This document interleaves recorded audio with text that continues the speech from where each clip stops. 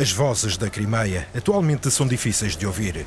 Desde que a Rússia anexou a península, pelo menos 20 mil habitantes saíram para não se tornarem russos. Mas algumas pessoas ainda estão dispostas a falar sobre as condições de vida. É o caso de Kátia. Conhecemos-nos durante a aula diária de arte figurativa em sua casa. Diz que está pior desde que a Crimeia foi anexada pela Rússia. Ganha 120 euros por mês como professora. Ela prefere estigmatizar o fosso geracional entre pró-ucranianos e pró-russos. O seu amigo Kostya prefere sublinhar o paradoxo económico da anexação.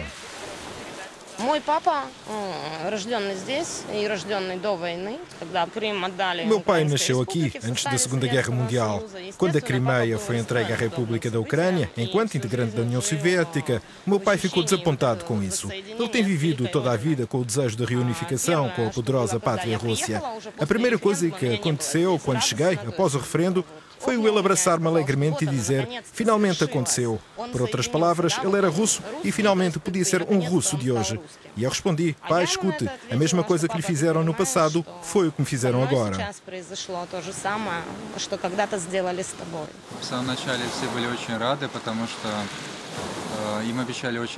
No princípio, toda a gente estava muito contente porque prometeram salários altos e reformas proporcionais. A maioria das pessoas foi comprada com isso, especialmente os reformados, que sempre desejaram ter um nível de prosperidade como na Rússia. E tanto quanto eu sei, houve mesmo um aumento real dos rendimentos. Isso durou alguns meses, mas agora algo muito peculiar está a acontecer. Os preços estão a subir e as pessoas não têm dinheiro que chegue. Nem consigo imaginar como fazem para viver.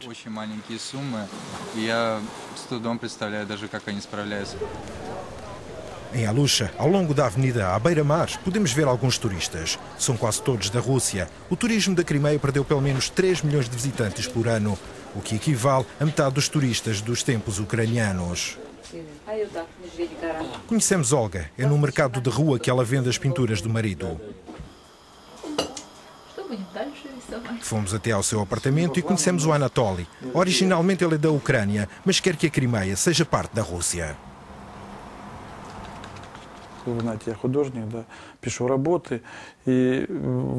Eu sou pintor. O que tenho observado ao longo dos anos é que muita gente consegue finalmente pagar uma viagem à Crimeia. São pessoas simples, não são ricos.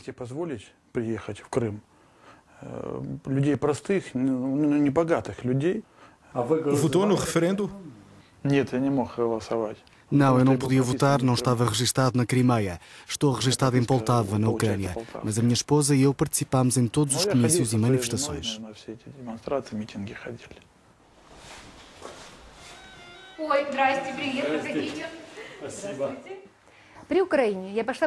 Na Ucrânia eu teria uma pensão quando fizesse 59 ou 60 anos.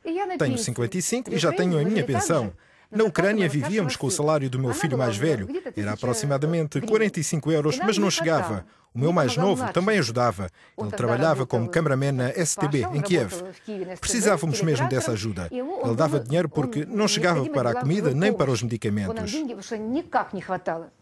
Quando passámos a fazer parte da Rússia, o meu filho mais velho conseguiu um salário melhor. Ficámos muito contentes. Era muito dinheiro, mas, verdade seja dita, depois os preços também subiram. E depois os salários voltaram a subir, entre 10 a 15 mil rublos, 130 a 200 euros. No mesmo prédio vive a família Gorbanyov. Gennady é marinheiro, um capitão aposentado da Marinha Mercante. Среднего царства, это с Гизы. Я родился в Ленинграде, в Санкт-Петербурге сейчас. Мы переехали Eu nasci сюда em Leningrado, agora São Petersburgo. Mudámos para cá na década de 70. A minha mãe e o meu pai mudaram-se para cá. E é aqui que temos criado raízes.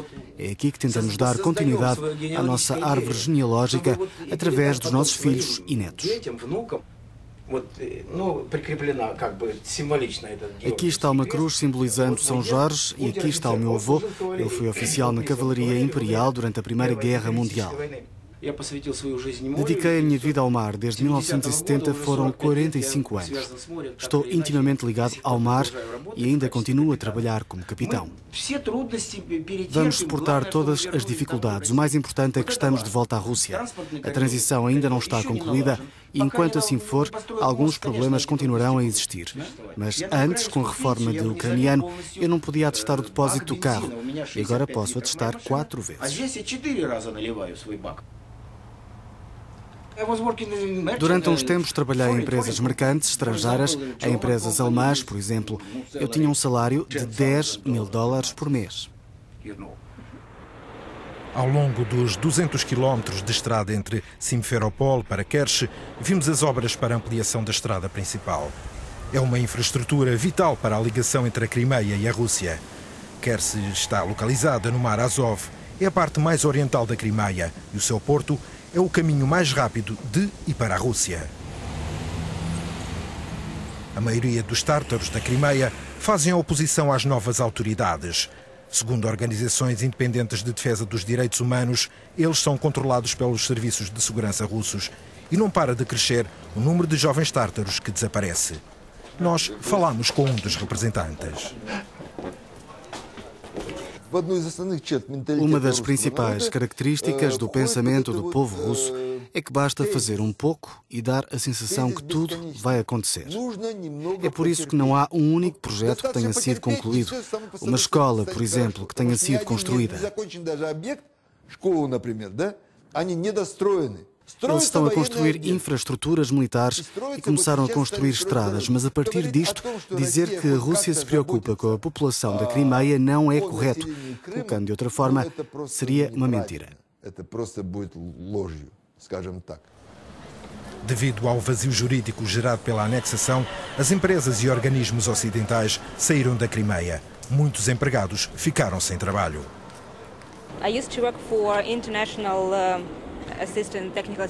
Eu trabalhava para um projeto internacional de ajuda técnica há mais de 10 anos.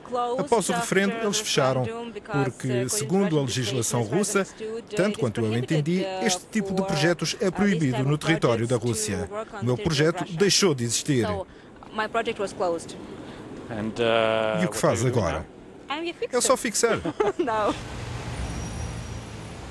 As empresas estrangeiras foram embora por causa das restrições impostas pela legislação russa e por causa dos obstáculos financeiros criados pelas sanções internacionais.